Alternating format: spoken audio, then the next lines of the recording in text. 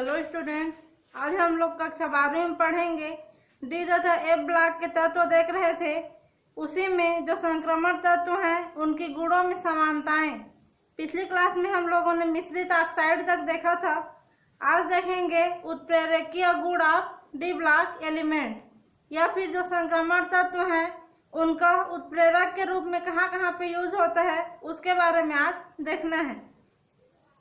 तो जो D block के तत्व हैं या फिर उनके यौगिक हैं, डी ब्लॉक के तत्व कई प्रकार के यौगिक बनाते हैं और जो रासायनिक अभिक्रिया होता है केमिकल रिएक्शन, उनमें बहुत जगह पे डी ब्लॉक के तत्वों का उपयोग उत्प्रेरक के रूप में किया जाता है। तो जो सल्फ्यूरिक अम्ल का निर्माण है H2SO4 का निर्माण, वहाँ पे प्लेटिनम का उपयोग उत्प्रेरक के रूप में होता है।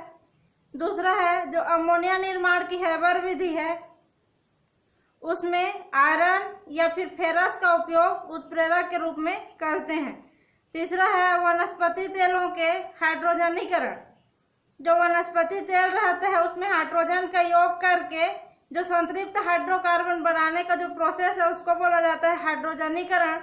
उसमें भी निकिल का उत्प्रेरक के रूप में उपयोग होता है। सल्फर डाइऑक्साइड SO2 से SO3 जब बनता है, उस स्थिति में ऑक्सीकरण का क्रिया वहाँ पे किया जाता है। तो इसके लिए जो वेनेडियम है डी ब्लॉक के तत्व, उसके ऑक्साइड वेनेडियम पेंटाऑक्साइड का उपयोग उत्प्रेरक के रूप में करते हैं। KClO3 पोटेशियम, क्लोरीन और ऑक्सीजन, इन तीनों से मिला हुआ जो यौगिक है उसके अपघटन से ऑक्सीजन को प्राप्त करने के लिए मैंगनीज डाइऑक्साइड का उपयोग उत्प्रेरक के रूप में किया जाता है। इसमें जो सेंट्रल मेटल है मैंगनीज, वो एक डी ब्लॉक का तत्व है। ब्लीचिंग पाउडर के अपघटन में कोबाल्ट का उपयोग उत्प्रेरक के रूप में होता है। यह हो गया उत्प्रेरकीय गुण ऑफ डी ब्लॉक एलिमेंट। इसमें जो है उत्प्रेरक के रूप में इनका उपयोग इसलिए किया जाता है, इसके कई कारण हैं। जैसे जो संक्रमण तत्व का पहला इलेक्ट्रॉनिक विन्यास अगर हम लोग देखेंगे तो उसमें N-1 d ऑर्बिटल पाया जाता है, जिसके कारण जो N-1 d ऑर्बिटल रहता है वो हमेशा वैकेंट रहेगा या फिर खाली रहता है, रिक्त रहता है, जिसके कारण जो रिक्त डी ऑर्बिटल रहते हैं उसमें इलेक्ट्रॉन ग्रहण करने की क्षमता पाई जाती है। तो किसी भी पदार्थ में जब उत्प्रेरक के रूप में इसको डालेंगे डी ब्लॉक के तत्वों को, तो क्या करेंगे, इलेक्ट्रॉन ग्रहण करके धातुओं की सतह पर अधिशोषित हो जाते हैं अस्थायी रूप से। केवल सतह पर जो अधिशोषण पड़े हैं पृष्ठीय घटना में, उस क्रिया के द्वारा क्या होगा, पृष्ठीय घटना के द्वारा अधिशोषण की क्रिया द्वारा उत्प्रेरक उसमें चिपक जाएंगे अस्थायी रूप से, और क्रिया जब जल्दी पूर्ण हो जाएगी उसके बाद फिर से अलग हो करके अपना अलग उत्प्रेरक बना लेते हैं। तो इसी संक्रमण अवस्था में उत्प्रेरक के अधिशोषण गुण के कारण ही इनका उपयोग किया जाता है। कई प्रकार के जो संक्रमण धातु हैं और उनके यौगिक में निम्न सक्रियण ऊर्जा, जो सक्रियण ऊर्जा पहले पढ़ चुके हैं, क्रिया को पूरा करने के लिए किसी भी अभिकारक को संक्रमण स्थिति से गुजरने के बाद क्या बनता है, प्रोडक्ट बनता है। तो यहाँ पे जो सक्रियण ऊर्जा संक्रमण अवस्था को पार करने के लिए आवश्यक रहता है, तो इसमें जो है ऑक्सीकरण अवस्था डी ब्लॉक के तत्वों में होती है, जिसके द्वारा डाइऑक्साइड से क्या बनता है, ट्राइऑक्साइड बनता है। और ऑक्सीकरण अवस्था भी क्या होती है, परिवर्ती प्रकार की ऑक्सीकरण अवस्था इनमें पाई जाती है, जिसके कारण भी इनका उपयोग उत्प्रेरक के रूप में करते हैं। यह तो हो गया उत्प्रेरकीय गुण। अब अगला देखेंगे रंगीन आयनों का बनना।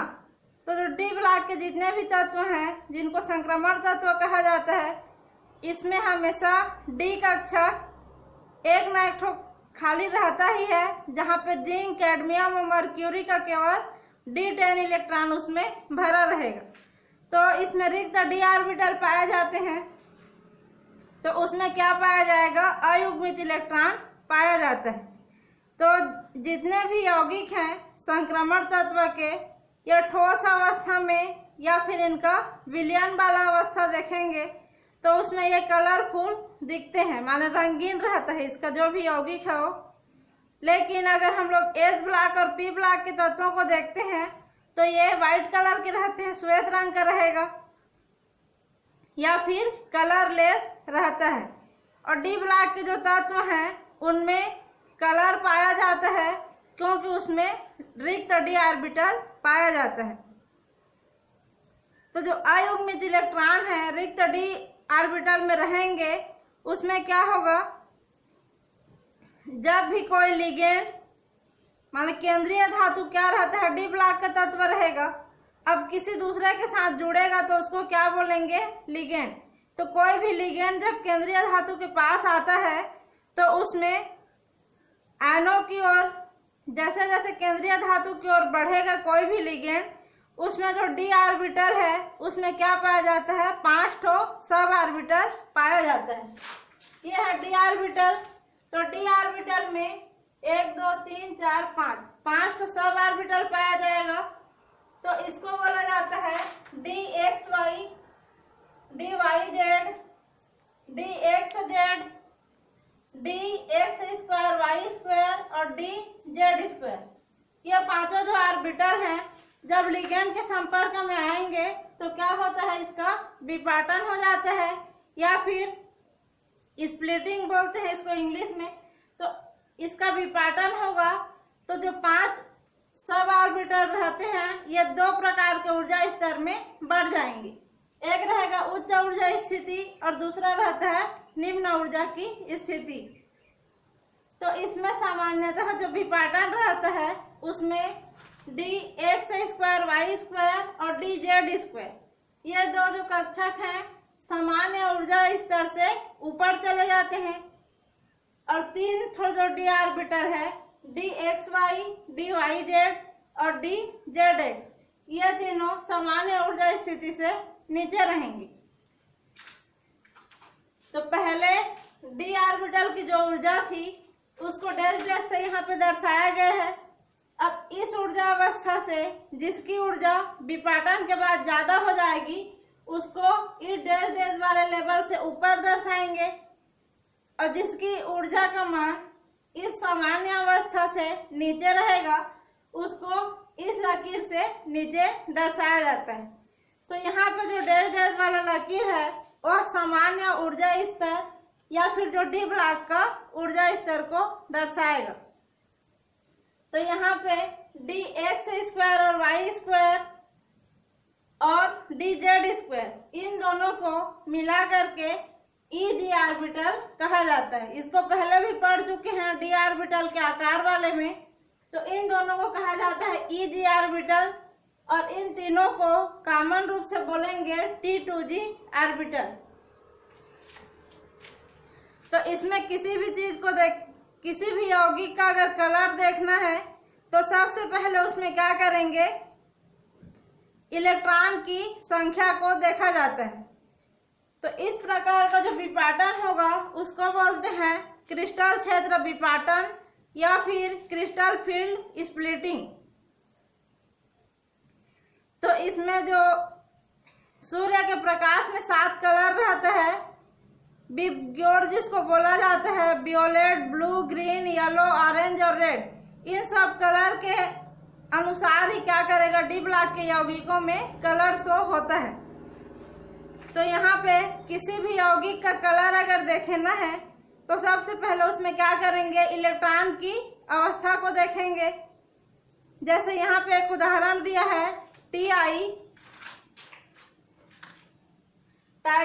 हेक्सा एको टाइटेनियम 3+ आयन, ये एक यौगिक है टाइटेनियम का। तो जो टाइटेनियम है डी ब्लॉक का तत्व है, इसमें 6 H2O का अणु लिगेंड के रूप में जुड़ा हुआ है।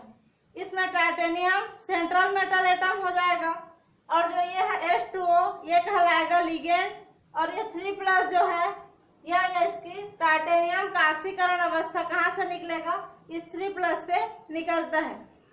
तो ऑक्सीकरण अवस्था सबसे पहले इसका निकालेंगे। तो जो H2O है इसका तो 0 रहता है, हमेशा उदासीन है H2O। तो तो ये 0 हो जाएगा। तो टाइटेनियम के लिए जो ऑक्सीडेशन स्टेट का मान होगा +3। तो टाइटेनियम का परमाणु क्रमांक होता है 22। तो 22 के अनुसार जब देखेंगे तो इसमें क्या होगा, 3D में 2 इलेक्ट्रॉन और 4s में 2 इलेक्ट्रॉन, ये हो जाएगा। अब टाइटेनियम 3+ का जब देखेंगे तो इसमें से 3+ है तो 3 इलेक्ट्रॉन क्या हो जाएगा, बाहर निकल जाएगा। तो यहाँ पे जो टाइटेनियम 3+ है उसके लिए यहाँ का 3 इलेक्ट्रॉन बाहर चला जाएगा। तो 3D में क्या बचेगा, 1 इलेक्ट्रॉन रहता है। तो टाइटेनियम 3+ के लिए इलेक्ट्रॉनिक विन्यास हो जाएगा 3D1। तो इसका जो 1 इलेक्ट्रॉन है, अगर हम लोग सामान्य अवस्था में देखेंगे तो यहाँ पे रहेगा डी ब्लॉक में। अब जब उत्तेजित होगा, ये सामान्य अवस्था में है जब इसको किसी प्रकार का ऊर्जा नहीं दिया जाता है। जब इसको ऊर्जा देंगे डी ऑर्बिटल को तो क्या होगा, hν, यहाँ पे जो ऐसा लिखा हुआ है बुक में, hν का मतलब है सनलाइट या फिर प्रकाश या परावैंगनिक किरण। तो कोई सा भी प्रकाश वाला यहाँ पे ऊर्जा देंगे तो क्या होगा, ये जो है यहाँ रहता है शुरू। अब ये क्या हो जाएगा, उत्तेजित होकर के निम्न ऊर्जा अवस्था से उत्तेजित होकर के इसमें चला जाएगा उच्च ऊर्जा अवस्था में। तो कहाँ से कहाँ गया, T2g ऑर्बिटल से Eg ऑर्बिटल में चला जाता है। तो इसी को बोलेंगे इलेक्ट्रॉन का संक्रमण या फिर ट्रांजिशन ऑफ इलेक्ट्रॉन। तो जो संक्रमण होता है उसमें यह भी डी कक्षक है और यह भी डी कक्षक है। तो इसमें जो संक्रमण होगा उसको बोलेंगे डी संक्रमण। तो जो 1 इलेक्ट्रॉन यहाँ से यहाँ जाएगा उत्तेजित होकर के, और इसमें भी रह सकता है और इसमें भी रह सकता है। तो किसी एक में जाएगा क्योंकि एक ही इलेक्ट्रॉन है। तो इस जो अयुग्मित इलेक्ट्रॉन है एक ठो डी में, इसके डी संक्रमण के कारण क्या होगा, इसमें कलर शो करेगा। यह टाइटेनियम हेक्सा टाइटेनियम, ये क्या करेगा, यहाँ पे कलर शो करेगा। और जो कलर है वह इस अयुग्मित इलेक्ट्रॉन के डी संक्रमण के कारण यहाँ पे उत्पन्न होता है। और इसका रंग जो है बैगनी कलर का रहेगा, जिसको पर्पल कलर भी बोला जाता है। इसी प्रकार से किसी और यौगिक का भी निकालेंगे तो उसके लिए भी सबसे पहले उसका इलेक्ट्रॉनिक विन्यास देखते हैं, फिर ऑक्सीडेशन स्टेट निकालेंगे, फिर उसमें जो अयुग्मित इलेक्ट्रॉन रहेगा उसमें संक्रमण को देखेंगे। उसके आधार पर कोई सा भी कलर कोई यौगिक शो करेगा। इसके बाद आता है अगला गुण डी ब्लॉक के तत्वों का, यह है चुंबकीय गुण। यहाँ पे बुक में दिया हुआ है कि अलग अलग जो आयन है, कौन कौन सा आयन कौन कौन सा कलर शो करेगा। पेज नंबर 554 पे इसको आप लोग देख लेना बुक से। अब जो अगला गुण है वो आता है चुंबकीय गुण। तो चुंबकीय गुण को देखने के लिए इसमें भी अयुग्मित इलेक्ट्रॉन की स्थिति को पहले देखते हैं। तो जितना अयुग्मित इलेक्ट्रॉन अगर है किसी भी यौगिक में या फिर डी ब्लॉक के तत्व में, तो वह हमेशा अनुचुंबकीय प्रकृति का रहेगा। और डी ब्लॉक में या फिर किसी भी यौगिक में अगर अयुग्मित इलेक्ट्रॉन एब्सेंट है तो वहाँ पे वह चुंबकीय गुण प्रदर्शित नहीं करेगा। तो यहाँ पे चुंबकीय गुण रहने के लिए उसमें हमेशा अयुग्मित इलेक्ट्रॉन होना चाहिए यौगिक में या फिर तत्व में। तो जो अयुग्मित इलेक्ट्रॉन होगा वो क्या करेगा, निम्न ऊर्जा अवस्था से उच्च ऊर्जा अवस्था में जाएगा, या फिर अयुग्मित रहेगा तो इधर उधर सक्रिय रूप से गति करेगा। अब वह गति करता है तो अपने साथ क्या करेगा, चुंबकीय प्रकृति को गतिशील करके उसमें चुंबकीय गुण प्रदर्शित करवाता है किसी भी यौगिक में। तो यहाँ पे अगर चुंबकीय क्षेत्र में रखेंगे तो अयुग्मित इलेक्ट्रॉन के कारण चुंबकीय गुण जिसमें शो होगा वो चुंबकीय पदार्थ कहलाएगा, और जिसमें चुंबकीय गुण नहीं पाया जाएगा वह कहलाएगा प्रतिचुंबकीय पदार्थ। तो जिसमें चुंबकीय गुण रहता है उसको कहते हैं अनुचुंबकीय। तो यहाँ पे चुंबकीय गुण जिसमें पाया जाएगा उसमें चुंबकीय आघूर्ण का मान निकालने के लिए पूछा जाता है। तो जो चुंबकीय आघूर्ण है उसको म्यू से प्रदर्शित करते हैं। चुंबकीय आघूर्ण म्यू बराबर होता है √n+2 bm। यहाँ पे जो n लिखा है स्मॉल n बराबर होता है अयुग्मित इलेक्ट्रॉनों की संख्या या नंबर ऑफ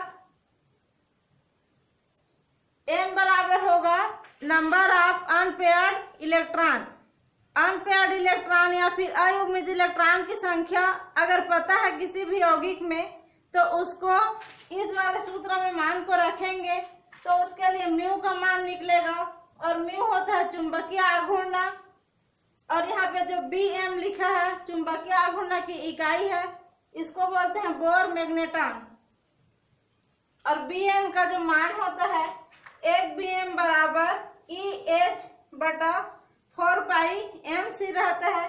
और इन सब के मान को अगर पुट करेंगे तो इसका मान यहाँ पे डायरेक्ट दिया हुआ है बुक में, ये आएगा 9.27 × 10⁻² am का स्क्वायर। या फिर इसका जो मात्रक होता है ये होता है जूल और टेम्परेचर का घात -1। यहाँ पे जो E लिखा है ये है इलेक्ट्रॉन का आवेश, H जो रहता है प्लांक कांस्टेंट या फिर प्लांक स्थिरांक है, M यहाँ पे इलेक्ट्रॉन का द्रव्यमान है, C जो है प्रकाश का वेग है। और यहाँ पे जो कैपिटल A लिखा है ये होता है एम्पियर और स्मॉल m मीटर के लिए है। और जो कैपिटल J जो है ये जूल है और T यहाँ पे लिखा है वो टेस्ला को प्रदर्शित करता है। तो यहाँ पे T जो है टेम्परेचर नहीं होगा, टेस्ला है। तो टेस्ला है चुंबकीय क्षेत्र की कितनी तीव्रता है उसको मापने के लिए जिस इकाई का उपयोग किया जाता है उसको बोलते हैं टेस्ला। तो चुंबकीय क्षेत्र की तीव्रता मापने की इकाई है टेस्ला, इसलिए यहाँ पे कैपिटल T बराबर होगा टेस्ला।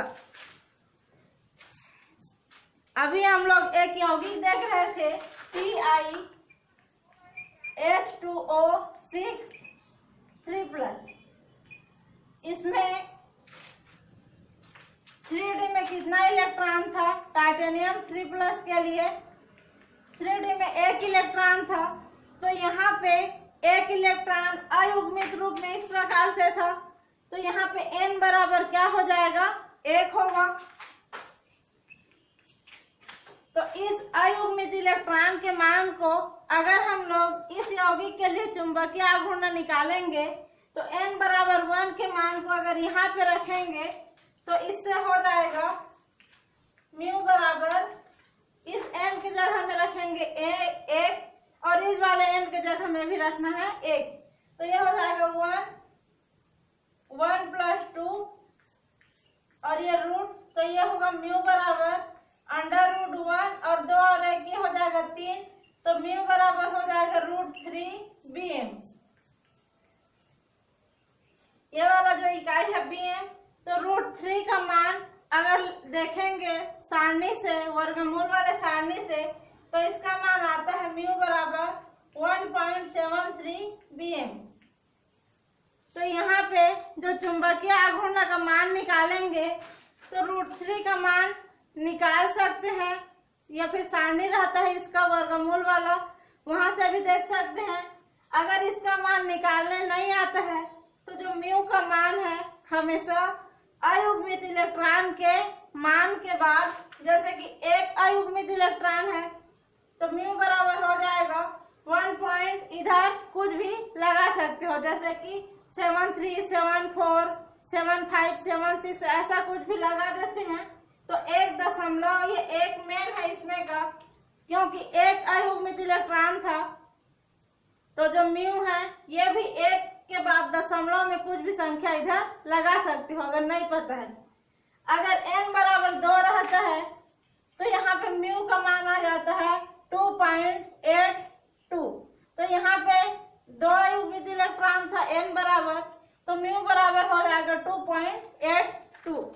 इसी प्रकार से किसी भी यौगिक के लिए यहाँ पे सारणी में बहुत सारा यौगिक दिया हुआ है 3d ऑर्बिटल का,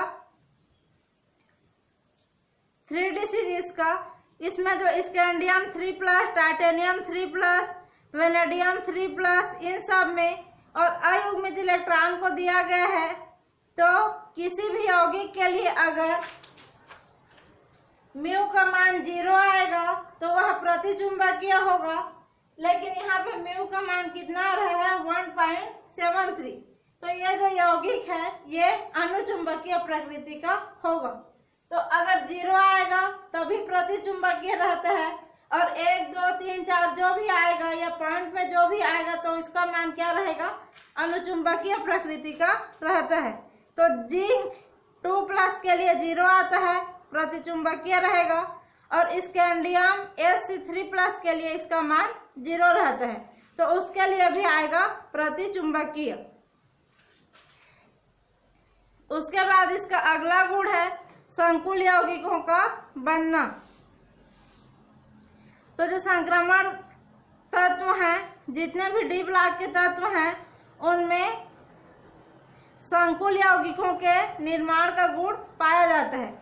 संकुल यौगिक का मतलब है कि जो बड़ा वाला ब्रैकेट में जो यौगिक पाया जाएगा उसको बोलेंगे संकुल यौगिक। तो यहाँ पर n-1 ऑर्बिटल इसका भी डी खाली रहता है, उसी के कारण ये सब इसमें गुण पाए जाते हैं। तो जो लिगेंड रहेंगे X-, OH-,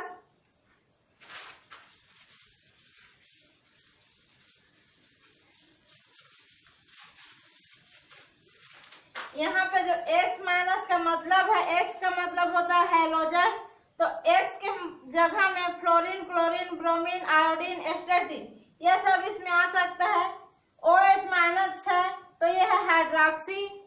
इसी प्रकार Cn- बराबर होता है साइनाइड, और जो NH3 है यह है अमोनिया, NH2 है यह है एक्वा बोलते हैं इसको, या फिर ये वाटर का सूत्र है। तो ये सब क्या है, लिगेंड है, जो डी ब्लॉक के तत्व के साथ मिल करके क्या बनाएंगे, संकुल यौगिक का निर्माण करते हैं। तो अभी एक जो देखा टाइटेनियम का H2O के साथ, वो भी एक संकुल यौगिक था।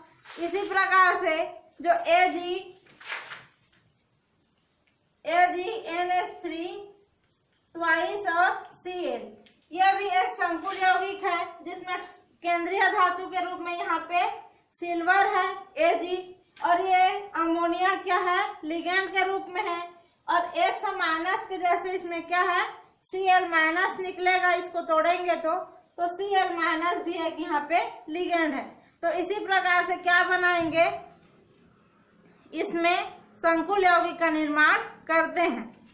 जो संक्रमण धातु है उसमें आयन का आकार छोटा रहता है और नाभिकीय आवेश का मान ज्यादा रहेगा, जिसके कारण वो क्या करेंगे, जो लिगेंड है, इन लिगेंड में क्या पाई जाएगी, एकाकी इलेक्ट्रॉन युग्म को दान करने की प्रवृत्ति पाई जाती है। एकाकी इलेक्ट्रॉन युग्म का मतलब है लोन पेयर ऑफ इलेक्ट्रॉन। तो जो इस प्रकार से जो इलेक्ट्रॉन रहता है जोड़े में, लोन पेयर ऑफ इलेक्ट्रॉन जिसको बोलते हैं, इसको ये सब दान करेंगे, किसको, केंद्रीय धातु को। केंद्रीय धातु को M से प्रदर्शित करते हैं, और M बराबर क्या होता है, डी ब्लॉक का कोई सा भी तत्व हो सकता है। तो M में क्या रहेगा, खाली खाली जगह रहता है 5 ऑर्बिटल। तो इस ऑर्बिटल में जो लिगेंड रहेंगे, इनका एकाकी इलेक्ट्रॉन युग्म जब लिगेंड दान करता है तो इस एकाकी इलेक्ट्रॉन युग्म को क्या करेगा, 3d वाला रिक्त d ऑर्बिटल ग्रहण कर लेगा और अपने d ऑर्बिटल में इस प्रकार से भर लेगा। तो इन दोनों में क्या हो जाएगा, उप सहसंयोजी बंध का निर्माण यहाँ पे होता है। इसको बोलेंगे उप सहसंयोजी बंध। तो जो उप सहसंयोजी बंध बनता है उसको इस प्रकार के तीर से दर्शाया जाता है। जहां से अयुग्मित इलेक्ट्रॉन दान होता है वहां से शुरू करते हैं एरो को, और जिधर जाता है इलेक्ट्रॉन उस तरफ तीर के निशान से उसको दर्शाया जाता है। तो ये हो गया उपसहसंयोजी बंध इसमें बनेगा, और जो यौगिक बनेगा क्या कहलाएगा, उपसहसंयोजी यौगिक, या फिर उसको बोलेंगे संकुल यौगिक।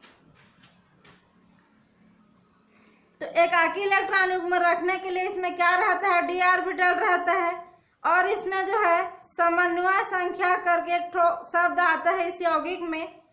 तो समन्वय संख्या का मतलब है, यहाँ पे Cl बाहर में है, समन्वय संख्या उसको बोलते हैं कि जो केंद्रीय धातु है यहाँ पे सिल्वर, ये यहाँ पे क्या हुआ, NH3 से डायरेक्ट जुड़ा हुआ है, सीधे सीधे बंध के द्वारा जुड़ा हुआ है।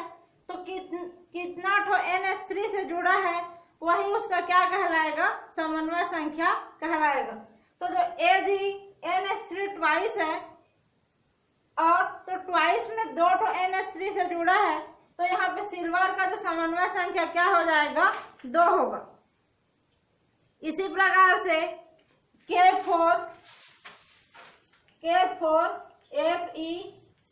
FeCN6, इस प्रकार के यौगिक जब है, ये किसका है, आयरन या फिर फेरस का संकुल यौगिक है, जो पोटेशियम और साइनाइड लिगेंड के साथ मिल करके बना है। इसमें आयरन केंद्रीय धातु रहेगा, और जो साइनाइड है वो क्या रहेगा, लिगेंड का काम करेगा। यहाँ पर इसका क्या होगा, 5 ठो डी ऑर्बिटल खाली रहेगा, और जो ये लिगेंड है वो क्या करेगा, 1 ठो Cn माइनस माने कि 1 ठो लोन पेयर ऑफ इलेक्ट्रॉन देगा। तो इसमें 6 ठो Cn है, तो 6 ठो लोन पेयर ऑफ इलेक्ट्रॉन ये आयरन को दान करेगा। उसके बाद इसका निर्माण होता है। तो इसमें जो आयरन है डायरेक्ट साइनाइड के साथ जुड़ा हुआ है, तो कितना ठो साइनाइड है यहाँ पे, 6 ठो। तो आयरन का जो समन्वय संख्या का मान यहाँ पे क्या होगा, 6 होगा। इसी प्रकार से जितना ठो लिगेंड के साथ डायरेक्ट सेंट्रल आयन जुड़ा रहेगा, केंद्रीय धातु जितने लिगेंड के साथ डायरेक्ट जुड़ा रहेगा वो उसकी कहलाएगी समन्वय संख्या। अब इसका आयुपेक नामकरण दिया हुआ है, तो डाई एमीन सिल्वर 1 क्लोराइड, इसका अगर आयुपीएसी नाम देखेंगे तो ये हो जाएगा, ये 2 ठो एमीन है तो डाई एमीन, और ये सिल्वर है तो सिल्वर, और ये क्लोराइड है तो क्लोराइड। अब सिल्वर के सामने में इस प्रकार से 1 लिखा है, इसका मतलब है सिल्वर का ऑक्सीकरण संख्या यहाँ पे कितना है, +1 है। देखो अमोनिया का 0 रहता है, तो ये तो 0 हो जाएगा, और इसको तोड़ेंगे तो क्या होगा, Ag+ और Cl- में टूटेगा। तो जो Ag है इस पे कितना चार्ज आएगा, Ag2+ चार्ज आ रहा है, इसलिए सिल्वर के सामने में 1 लिखा है। इसका मतलब है सिल्वर का ऑक्सीडेशन नंबर यहाँ पे कितना है, 1 है। दूसरा जो है इसका नाम हो जाएगा पोटेशियम हेक्सासाइनोफेरेट। ये पोटेशियम है तो इसको पहले लिखेंगे, इस साइड है तो ये हो जाएगा पोटेशियम। अब 6 है तो 6 के लिए हेक्सा बोलते हैं, 5 को बोलेंगे पेंटा, 6 को बोलेंगे हेक्सा, 7 को बोलेंगे हेप्टा, 8 को बोलते हैं आक्टा, और 4 को बोलेंगे टेट्रा। तो ये 6 है तो इसको बोलेंगे हेक्सा, तो ये हो जाएगा पोटेशियम, फिर हेक्सा, ये साइनाइड है तो साइनो, और ये आयरन को फेरस बोलते हैं तो फेरेट। तो पोटेशियम हेक्सासाइनोफेरेट इसका नाम हो जाएगा, और उसके सामने में लिखा है इस प्रकार से 2। तो इसका मतलब है इसका ऑक्सीडेशन नंबर कितना होगा, +2 रहेगा आयरन के लिए। तो +2 यहाँ पे कैसे होता है, इस यौगिक को अगर क्या करेंगे, प्लस और माइनस में तोड़ेंगे तो ये क्या हो जाएगा, 4K+, 4K+ हो जाएगा ये। और उसके बाद इधर क्या बचेगा, FeCN6, और उधर क्या आएगा, 4 माइनस आ जाएगा, 4 तो K पे प्लस है तो इसमें 4 माइनस आएगा। अब इसके लिए जब इसका ऑक्सीडेशन नंबर निकालेंगे आयरन का, तो ये हो जाएगा X प्लस साइनाइड का होता है -1, तो -1 × 6 इक्वल टू इधर होगा -4, तो ये हो जाएगा X - 6 इक्वल टू -4। अब इसको पक्षांतर करेंगे उस साइड में, तो ये हो जाएगा X बराबर -6 उधर जाके क्या हो जाएगा -4 + 6, तो X बराबर यहाँ पे आएगा +2। तो जो X का मान यहाँ पे कितना आ रहा है +2, तो X यहाँ पे आयरन को रखे थे आयरन के लिए, तो आयरन का ऑक्सीडेशन नंबर कितना हो जाएगा +2। इसीलिए यहाँ पे इसके IUPAC नाम के सामने में ये रोमन अंक में दो लिखा हुआ है ब्रैकेट के अंदर में। तो इसी प्रकार से हर संकुल यौगिक का उसका नामकरण किया जाता है और समन्वय संख्या निकाला जाता है। इसका सामान्य नाम को देख लेना, जैसा दिया है वैसे ही लिखा रहता है उसमें। सामान्य नाम में ऑक्सीडेशन नंबर को नहीं दर्शाया जाता है और डाई ट्राई इस प्रकार से नहीं लिखते हैं, लेकिन जो IUPAC नाम है उसमें डाई ट्राई टेट्रा लिखा जाता है और ऑक्सीडेशन नंबर को दर्शाया जाता है। उसके बाद आता है अंतराकाशी यौगिक। अंतराकाशी यौगिक का मतलब है कि जो संक्रमण धातु में ऐसा गुण पाया जाता है जिसके कारण वे छोटे छोटे आकार के जो परमाणु रहेंगे, जैसे कि हाइड्रोजन, कार्बन, नाइट्रोजन, इन सब को क्या करेंगे, अपना जो क्रिस्टल रहता है, डी ब्लॉक के तत्व क्रिस्टल के रूप में पाए जाते हैं। तो क्रिस्टल के अंदर में जो छोटा छोटा जगह रहता है उसमें वो क्या करेंगे, छोटे छोटे आकार के जो परमाणु रहते हैं उनको अपने अंदर ग्रहण करके जो खाली जगह रहता है उसमें जकड़ करके रख लेते हैं। तो इस प्रकार के मिलने से या फिर छोटे अणुओं के क्रिस्टल में घुसने से जो नया यौगिक बनेगा वो कहलाएगा अंतराकाशी यौगिक। इसको क्रिस्टल वाले अध्याय में अंतराकाशी त्रुटि के अंतर्गत पढ़ चुके हैं। अब जो अंतराकाशी यौगिक है इसके प्रमुख गुण यहाँ पे दिया हुआ है। तो शुद्ध धातु की तुलना में जो अंतराकाशी यौगिक रहेंगे उसका गलनांक बहुत ज़्यादा रहता है। शुद्ध धातु की तुलना में ये बहुत ज़्यादा कठोर रहेंगे, क्योंकि इसमें खाली जगह जो रहता है वह पूरा पैक हो जाया रहता है। और जो बोराइड रहता है वह हीरे के बराबर कठोर रहता है। सबसे ज़्यादा कठोरतम पदार्थ है हीरा, तो जो बोराइड है वह अंतराकाशी यौगिक है। तो जो बोराइड रहेगा वह हीरे के समान बहुत ज़्यादा कठोर रहता है। इसमें धात्विक चालकता पाई जाती है और रासायनिक रूप से ये एक्टिव रहेंगे, क्रियाशील रहेंगे, और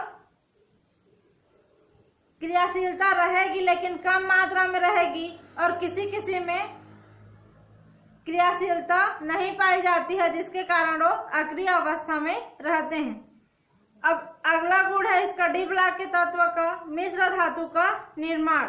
मिश्र धातु को बोला जाता है एलॉय। तो alloy formation of D block element. तो इसमें जो डी ब्लॉक के तत्व हैं वो हमेशा क्रिस्टल रूप में पाए जाते हैं। तो क्रिस्टलीय अवस्था में हमेशा ठोस रूप में रहेंगे, सॉलिड रूप में रहेंगे। तो इसमें जो है ठोस विलायक के रूप में ये काम करते हैं, और एक या एक से अधिक जो ठोस धातु या अधातु आपस में मिल जाएंगे और क्या बनाएंगे, विलयन बनाएंगे। लेकिन यहाँ पे जो विलायक रहेगा वो भी ठोस रहता है और विलय रहेगा वो भी ठोस रहेगा। तो दोनों के मिलने से जो विलयन बनेगा वो क्या कहलाएगा, ठोस विलयन कहलाएगा। तो जो ठोस विलयन का निर्माण होता है उसी को बोला जाता है मिश्र धातु या फिर एलॉय। तो यहाँ पे जो संक्रमण धातु हैं दो प्रकार से मिश्र धातु का निर्माण करेंगे। पहला है अंतराकाशी मिश्र धातु। अंतराकाशी मिश्र धातु को अभी देखे हैं, अंतराकाशी यौगिक में उसी के समान रहेगा। इसमें जो क्रिस्टल जालक के अंदर में जो क्रिस्टल का जालक है, इस प्रकार से क्रिस्टल के अणु आपस में व्यवस्थित रहते हैं। तो यहाँ पे जो ये खाली स्थान जो दिख रहा है, ये छोटा छोटा गोला, इसमें जो है बाहर से कोई पदार्थ आकर के घुस जाएगा, तो इसमें जो खाली जगह रहेगा वो पूरा पैक हो जाता है। तो इस प्रकार का जो यौगिक बनेगा वो कहलाएगा अंतराकाशी यौगिक। और इसके द्वारा जो मिश्र धातु बनता है उसी को बोलते हैं अंतराकाशी मिश्र धातु। यह जो पहला प्रकार था मिश्र धातु का, दूसरा प्रकार होगा ठोस विलयन मिश्र धातु। तो ठोस विलयन मिश्र धातु में जब किसी पिघली हुई धातु, कोई धातु रहेगा उसमें उसको पिघलाएंगे, तो पिघली अवस्था में किसी अन्य धातु को भी पिघलाएंगे। एक धातु को पिघलाएं और दूसरे धातु को भी पिघला करके दोनों को आपस में मिलाएंगे, तो क्या होगा, पूर्ण रूप से दोनों मिल करके समांगी या फिर होमोजेनस मिक्सचर का निर्माण करेंगे। तो इस प्रकार का जो विलयन बनेगा उसको बोलेंगे ठोस विलयन मिश्र धातु। इसमें पीतल जो रहता है उसमें कॉपर और जिंक, कॉपर भी डी ब्लॉक का है और जिंक भी डी ब्लॉक का है, तो दोनों को पिघला करके आपस में मिलाते हैं कॉपर और जिंक को, तो पीतल बनता है, जो कि एक ठोस विलयन मिश्र धातु का एग्जाम्पल है। उसके बाद जो कांसा रहता है उसमें स्टेनस और कॉपर, स्टेनस माने SN और कॉपर का Cu, इन दोनों को पिघला करके कांसा का निर्माण होता है। इसी प्रकार से कई प्रकार के जो मिश्र धातु हैं उनको यहाँ पे सारणी में दिया गया है, और कितना कितना % में कौन कौन सा धातु उसमें रहता है, और सबका उपयोग यहाँ पे सारणी के रूप में बुक में दिया है, इसको आप लोग पढ़ लेना। उसके बाद इसमें बताया गया है कि जो संक्रमण धातु रहते हैं उनमें परमाणु का आकार लगभग समान रहता है, इसलिए पिघली हुई अवस्था में क्या करेंगे, मिश्र धातु का निर्माण करते हैं। इनका जो परमाणु है आसानी से एक दूसरे में मिल जाते हैं, और क्रिस्टल का जो जालक रहता है उसमें एक प्रकार का जो धातु रहेगा उसके क्रिस्टल में दूसरे प्रकार का धातु आकर के घुस करके समाहित होकर के व्यवस्थित हो जाता है। अब यहाँ पे जो मिश्र धातु बनेगा वह सामान्य धातु की तुलना में ज़्यादा कठोर रहता है, और जनक धातु की अपेक्षा, मान लो जिन धातुओं से उसको मिलाकर बनाया गया है उन धातुओं की अपेक्षा उनका गलनांक का मान भी ज़्यादा रहेगा, और उसका जो गुण रहता है धातु का, जैसे आघातवर्धनीयता, तन्यता, ये सब कम मात्रा में या किसी किसी मिश्र धातु में ज़्यादा मात्रा में भी परिवर्तित होते हैं। यहाँ पे संक्रमण धातुओं का गुण कंप्लीट होता है।